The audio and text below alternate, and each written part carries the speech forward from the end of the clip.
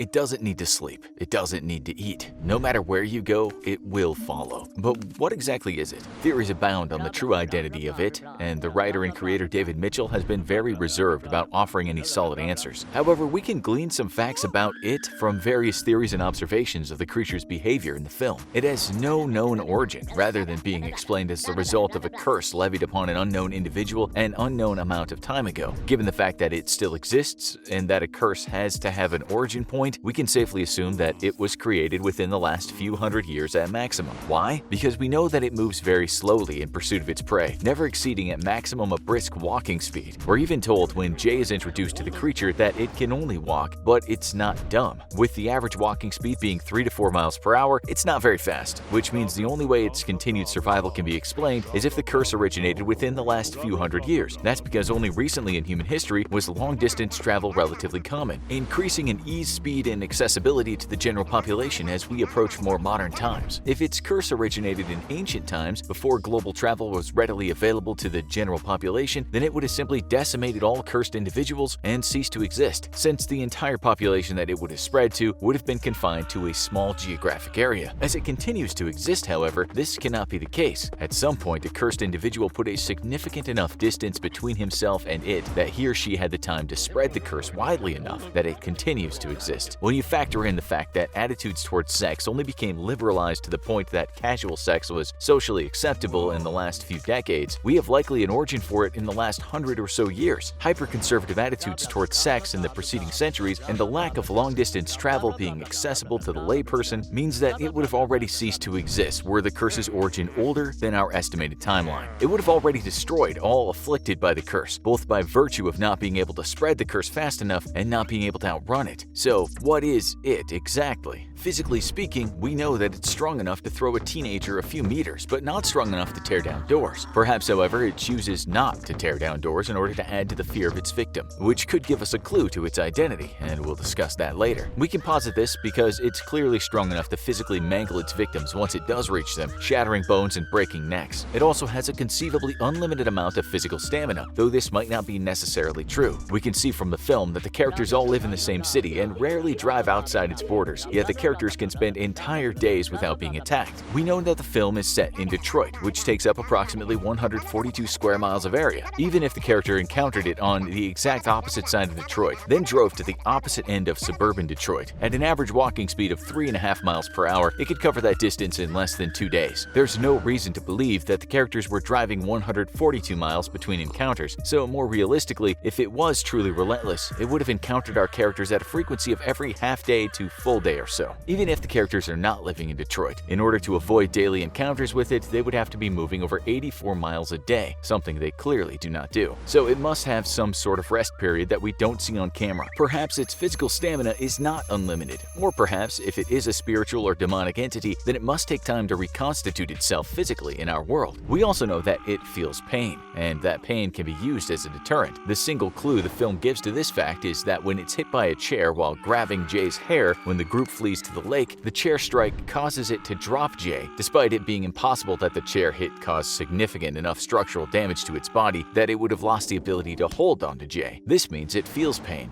and it feels it enough to be surprised or shocked into loosening its hold. Whether this was intentional on the writer's behalf or simply lazy writing because the characters needed a way to escape from it is unknown, but we can only assume that what we see on screen is canon and thus it feels pain. Yet, while it may feel pain, it's also extremely resistant to physical harm. In one scene, a gunshot wound to the head only temporarily staggers it, while in the final pool confrontation it takes 2 gunshots to stop its pursuit. It's unknown if it could perhaps be defeated or slowed down significantly by things such as dismemberment, or perhaps total physical annihilation via explosion, acid, or similar effect, which brings us to the next question. Can it be killed? Its mortality is a question of its origin. We talked before about its inability to tear down doors despite being strong enough to break human bones with ease, and how not tearing down doors may actually be a choice on its part, simply simply to increase the terror felt by its victim. Busting down a regular residential wooden door takes similar effort to breaking a bone, though the broken leg seen from its first victim in the film would require considerably more force. This means that it likely chooses not to tear down doors and instead to prolong the chase, which puts it firmly in the category of a demon. A spirit acts mindlessly, with no particular desire or enjoyment in causing pain or increasing fear. Spirits simply use the means at their disposal to achieve their objectives, such as using superhuman strength to quickly break down a door and kill their victim. A demon, however, feeds on fear, growing in power by sowing terror, and what's more, demons are intelligent actors, not mindless slaves such as a spirit. A demon forced to carry out the directives of a curse will do so, but has the intelligence to manipulate the way in which it executes that curse so as to seek enjoyment and empower itself. While a demon is our best guess as to its real identity, it's clear that it has intelligence and a motivation to cause fear, and isn't simply a mindless actor carrying out the terms of the curse it's bound to fulfill. We see evidence of this repeatedly, such as when it chooses to simply stare at Jay on the roof of her house as she drives away, or when it turns to look at Jay shortly before killing Greg. If it was truly mindless, it would carry out its tasks like an automaton, pursuing Jay instead of staring at her driving away. If it is a demon, then it can certainly be defeated, temporarily, when it takes physical form. These defeats will force the demon to reassemble its physical form over time, perhaps explaining its disappearance from the final chase scene at the pool. If it, however, is a spirit, well then, it shouldn't have been able to be shot in the head. But what is the nature of the curse, and who started it? Information is incredibly limited. We can glean some truths by observing the effects of the curse. First, the curse is passed on via sexual intercourse. The type and nature of intercourse is unclear. Is full-blown intercourse required, or would anything short of actual sex be enough to trigger the curse? We have no way of knowing, as in the film the characters are either shown or insinuated to have had full-on sex. Once you've been cursed though, you're able to see it, despite it being invisible to everyone around it who doesn't have the curse. Interestingly enough, it can still physically interact and be interacted with by individuals who can't see it. Multiple times it's attacked by characters who don't have the curse, and it's readily affected by physical obstacles in pursuit of its victims. This gives us one very strong clue as to the nature of the curse. It only takes physical form when near its victims. How can we know this? Well, like we said seconds ago, it can be interacted with by individuals who are not cursed, and it can be blocked by physical obstacles. If it was still invisible, but still physical to the rest of the world, then it would be continuously creating physical interactions with its environment, making it incredibly unlikely that it wouldn't have been discovered and well documented by now. Think about it navigating a busy street. By now, hundreds of videos of individuals being randomly shoved out of the way would have saturated the internet, not to mention accidental interactions like being splashed with water, paint, or even being accidentally covered in fabric, such as one character purposefully does in the film. If it was physical all the time, a moving spot where rain is being physically deflected would have been very well documented by now.